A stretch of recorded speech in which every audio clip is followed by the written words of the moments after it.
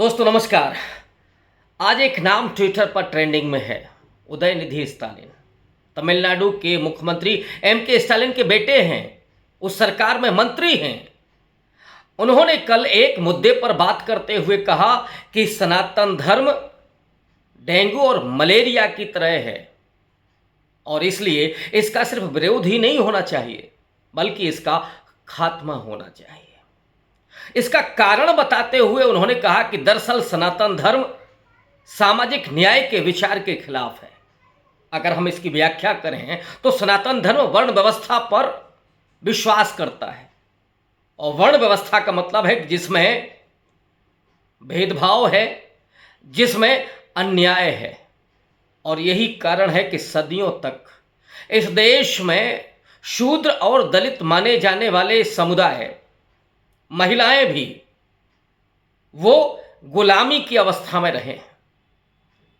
उन्हें न तो शिक्षा का अधिकार मिला, न शस्त्र का अधिकार मिला और न ही शास्त्र का अधिकार मिला। जाहिर तौर पर स्टालिन की ये बात सनातन धर्म के सामाजिक व्यवस्था के बारे में सही है, लेकिन भारतीय जनता पार्टी ये सुनते ही तिलमिला गई। और तिलमिलाई ही नहीं बल्कि उसे ऐसे लगा कि जैसे उसे कोई मुद्दा मिल गया है। अमित मालवीय, जो भारतीय जनता पार्टी के आईटी सेल को हेड करते हैं, उन्होंने तो इस बयान को तोड़ मरोड़ करके ऐसे पेश किया कि गोया उदयनिधि स्टालिन ये कह रहे हैं कि सनातन धर्म को मानने वाले लोगों का नरसंहार होना चाहिए। और यही उन्होंने लिखा कि इस देश के 80% लोगों के नरसंहार की बात कर रहे हैं स्टालिन। और इसको तुरंत लपक लिया अमित शाह ने। अमित शाह जो आज राजस्थान में एक चुनावी सभा को संबोधित कर रहे थे, उन्होंने तो इस पर कांग्रेस पार्टी को घेर लिया, क्योंकि उनका राजस्थान में मुकाबला स्टालिन से तो नहीं है, कांग्रेस पार्टी से है। और कांग्रेस पार्टी उस इंडिया अलायंस का हिस्सा है जिसमें के स्टालिन भी हैं। तो अमित शाह ने सीधे तौर पर कांग्रेस पार्टी पर हमला करते हुए कहा कि ये इंडिया अलायंस में शामिल कांग्रेस पार्टी उस विचार के साथ है, सनातन धर्म की विरोधी है और ये इंडिया अलायंस के लोग तुष्टीकरण कर रहे हैं और सनातन धर्म का विरोध कर रहे हैं। इतना ही नहीं, जेपी नड्डा ने जो ट्वीट किया है वो तो और भी गौरतलब है। उन्होंने कहा कि राहुल गांधी मोहब्बत की दुकान में हिंदू और सनातन विरोधी जहर मिल रहा है। यानी जो राहुल गांधी ने भारत जोड़ो यात्रा के दौरान नारा दिया था कि हम नफरत के बाजार में मोहब्बत की दुकान खोलने आए हैं, नड्डा ने कहा कि उस दुकान में हिंदू और सनातन विरोधी जहर बिक रहा है। अब इसका मतलब क्या है? क्या इसे चुनावी राजनीति के नज़रिए से परखा जाना चाहिए?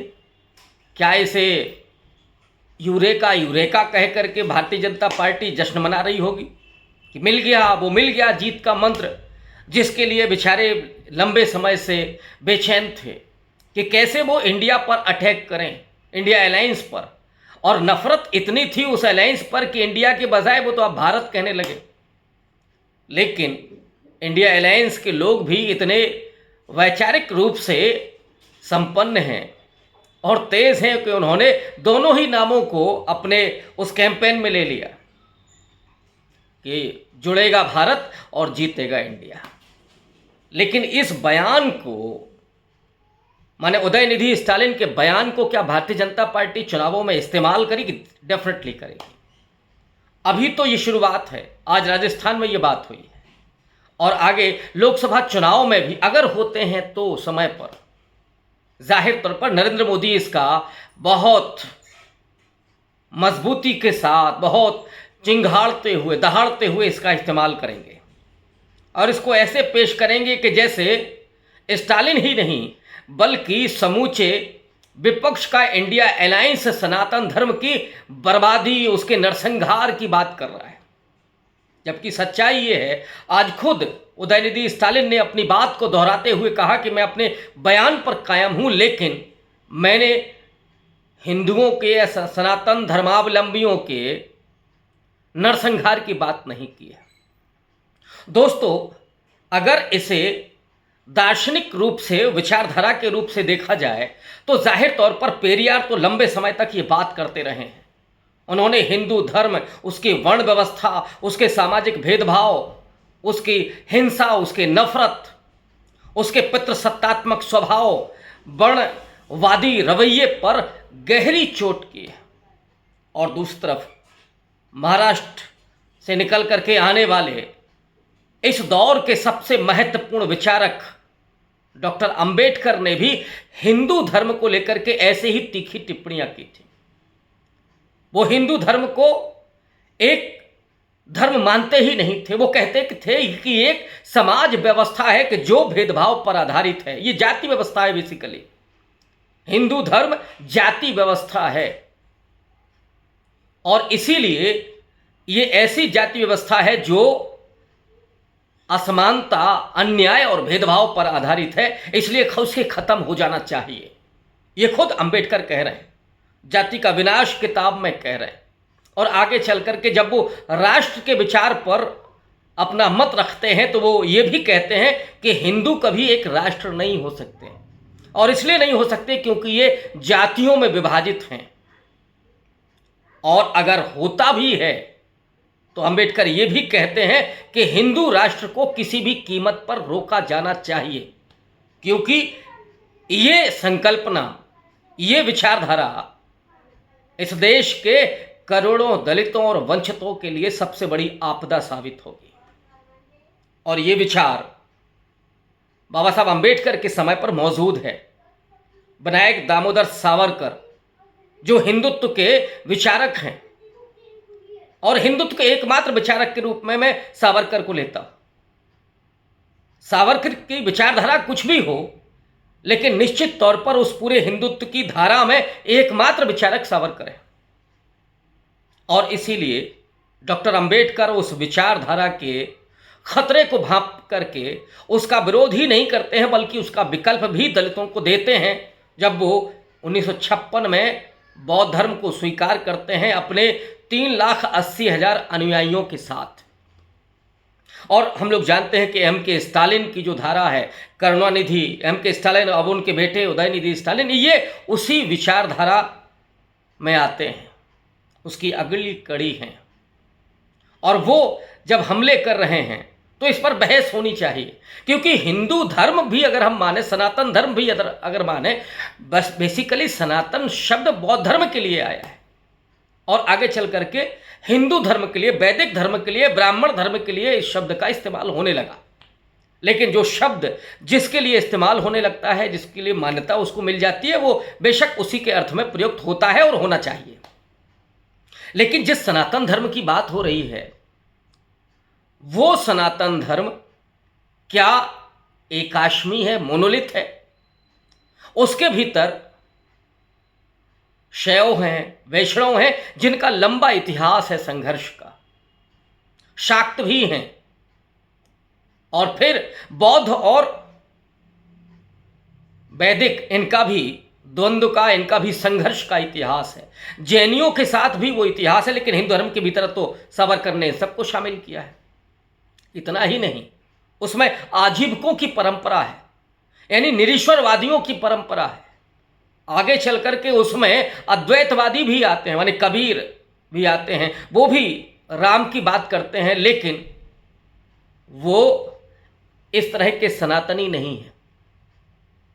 मैं जो कह रहा हूं कि सनातन धर्म मोनोलिथ नहीं है, उसके भीतर तमाम धाराएं मौजूद हैं और वो धाराएं निरंतर एक दूसरे से संघर्ष करती रही हैं।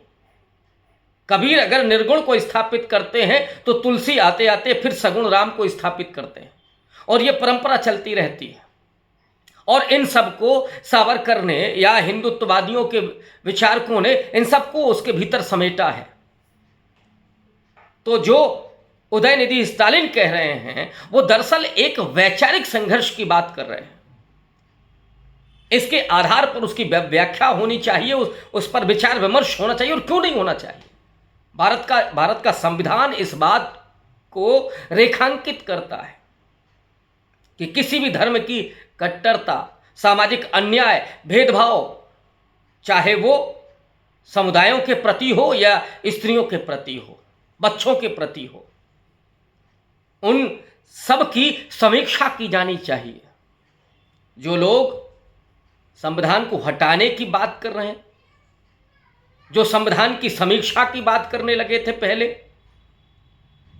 अभी 100 साल नहीं हुआ है जो आरक्षण की समीक्षा ही नहीं बल्कि उसको हटाने की मांग करने लगे हैं, क्या वो ये भूल जाते हैं कि सदियों से इस देश में एक खास जाति के लिए बना बनाया आरक्षण चलता रहा, अघोषित काल तक आरक्षण चलता रहा, मंदिरों में आरक्षण चलता रहा, जातियों की सांस्कृतिक पूंजी चलती रही और उसके जरिए वो समाज में अपनी प्रतिष्ठा और अपना वर्चस्व कायम किए रहे। आर्थिक मजबूती उनके पास रही और इसीलिए वो अपने पैरों तले जो वंचित जातियां थीं उनको कुचलते रहे। और अगर ऐसे संप्रदाय के बारे में उदयनिधि स्टालिन उसके विचार विमर्श की बात करते हैं तो इसे कैसे गलत माना जा सकता है। लेकिन इसका जाहिर तौर पर राजनीतिक इस्तेमाल हो सकता है। लेकिन हम ये भी ना भूलें कि ये धर्म का राजनीतिक इस्तेमाल तो कर्नाटक में भी हुआ था। बजरंग दल को तो नरेंद्र मोदी ने बजरंगबली बना दिया था और वहां पर बजरंगबली भी उनकी रक्षा नहीं कर सके थे।